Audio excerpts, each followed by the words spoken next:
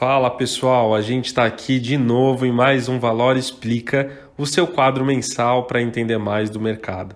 Quem veio conversar comigo hoje é o Rodrigo Mendonça, nosso analista do time de gestão. Rodrigo, bem-vindo, sinta-se em casa. Vamos falar de renda fixa, cara? Primeira pergunta, Rodrigo, o que é um fundo classificado como crédito privado? Primeiro, eu acho que dando um passo atrás, acho que vale a pena falar sobre o que é um ativo de crédito privado. Um título de crédito privado, ele nada mais é do que um papel emitido por uma empresa ou um condomínio privado. Então, assim como você possui títulos públicos onde o devedor é o governo, por exemplo, também existem títulos onde o devedor/emissor é uma empresa, é uma companhia. Nesse caso, o risco de crédito e solvência basicamente é do emissor desse título. De qualquer maneira, é um título de renda fixa como qualquer outro. Então, ele pode ser pós-fixado, indexado a CDI, indexado a IPCA e também pode possuir prazos de vencimentos variados. No mercado de crédito brasileiro, os principais tipos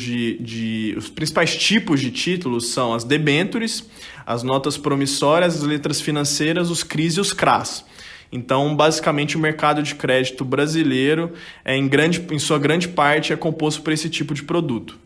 Tá, então eu estou correto em dizer que um fundo de investimento de crédito privado compra esse tipo de produto dentro hoje do portfólio, não é? Exatamente, Orion. Então, o fundo de crédito privado é um fundo de investimento que tem, em sua maioria, ativos de renda fixa emitidos por emissores privados.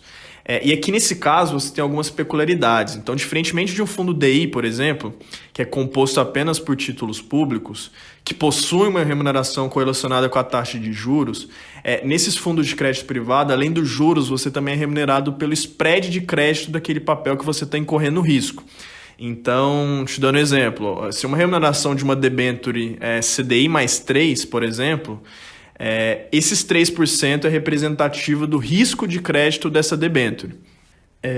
Obviamente, esse risco de crédito está diretamente relacionado com a capacidade da empresa em honrar sua dívida. Até por isso, do ponto de vista do gestor, é muito importante analisar e projetar o fluxo de caixa dessas empresas investidas ao longo do tempo para justamente identificar se a companhia vai ser capaz de pagar a dívida ou não.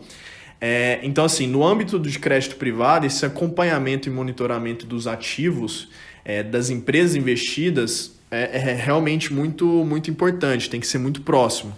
E o que faz um fundo de crédito privado ser bom, Rodrigo? Bom, Arion, a primeira vantagem é a rentabilidade que esses fundos têm. Os títulos de crédito privado, eles possuem retornos mais elevados justamente porque tem aquela parcela de spread relacionada ao risco de crédito desses papéis. Então, basicamente, os fundos de crédito privado, por correrem um pouco mais de risco, tendem a remunerar mais se a gente comparar com os outros fundos de renda fixa. Além disso, outra vantagem é a possibilidade de você diversificar os papéis investidos dentro do fundo. Então, você tem inúmeras empresas em vários setores da economia e essa diversificação é um fator muito importante na dinâmica de pulverizar os riscos dentro do portfólio. Basicamente, é muito melhor você correr o risco de 50, 60 empresas do que concentrar a carteira em apenas um ou dois papéis. Então, acho que essa é uma premissa básica da pulverização. Também, Erion, outro ponto positivo para essa classe de ativo é justamente a questão da liquidez.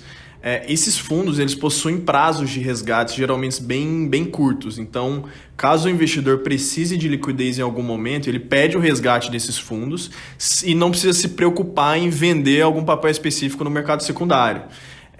Basicamente, é muito mais fácil você resgatar um fundo do que vender uma debênture de uma empresa, por exemplo. Então, essa dinâmica de liquidez pré-determinada, onde o gestor trabalha para você, acaba sendo uma dinâmica que funciona muito bem do ponto de vista do investidor. Tá bom, Rodrigo. E dentro desse universo de crédito privado, a gente vê alguns termos, né?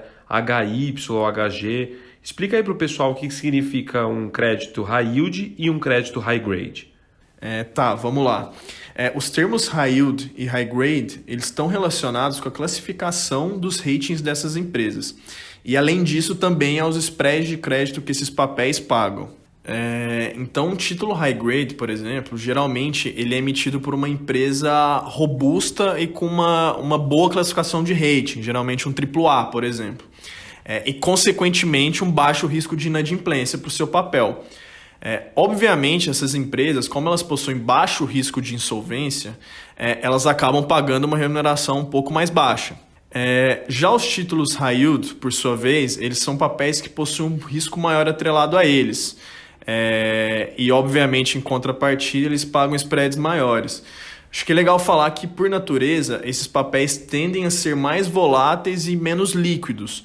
Mas, mesmo assim, se bem trabalhados, acho que eles geram uma oportunidade muito boa de colher bons retornos dentro do espectro de renda fixa. Além disso, esses papéis eles têm um potencial de valorização muito grande caso a situação do emissor melhore. Então, se uma empresa high yield, por exemplo, tiver uma melhora substancial no seu crédito, pode ser que esse título também se valorize. E isso acaba sendo muito, muito positivo para o portfólio do gestor. Valeu, Rodrigo. Acho que para finalizar é muito importante a gente lembrar ao nosso ouvinte que uma estratégia de crédito privado, além de trazer uma diversificação na carteira, ela pode trazer também rentabilidades mais atrativas. Então é importante conversar com o assessor de investimentos justamente para receber uma recomendação, né? E bom, é isso então, pessoal. A gente se vê no próximo Valor Explica.